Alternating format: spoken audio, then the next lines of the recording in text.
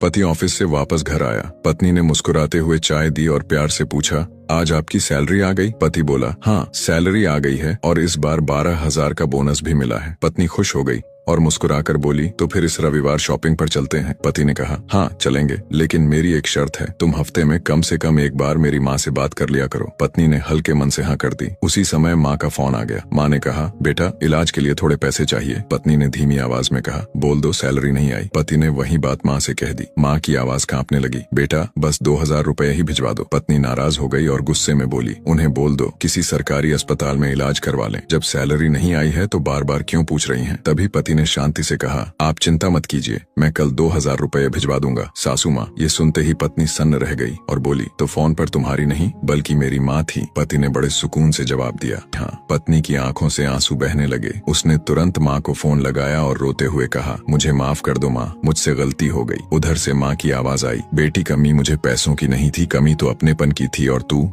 जो ये अपनी सासू माँ और मेरे बीच फर्क कर रही है वो मुझे बिल्कुल अच्छा नहीं लगा। बेटी बोली, मुझे माफ कर दीजिए माँ, मैं दोबारा से ऐसा कभी नहीं करूंगी। फिर उसने अपने पति से कान पकड़कर कहा, आज के बाद मैं कभी ऐसा नहीं करूंगी। आपकी माँ मेरी माँ है और मेरी माँ आपकी माँ। निष्कर्ष, रिश्ते खून से नहीं अपनापन और सम्मान से निभते हैं। जब शादी होती है तो सिर्फ दो लोग नहीं, दो परिवार जुड़ते हैं। जिस दिन हम मेरी माँ और तुम्हारी माँ का फर्क मिटा देते हैं उसी दिन घर सच में मंदिर बन जाता है। माँ चाहे किसी की भी हो, माँ तो माँ ही होती है।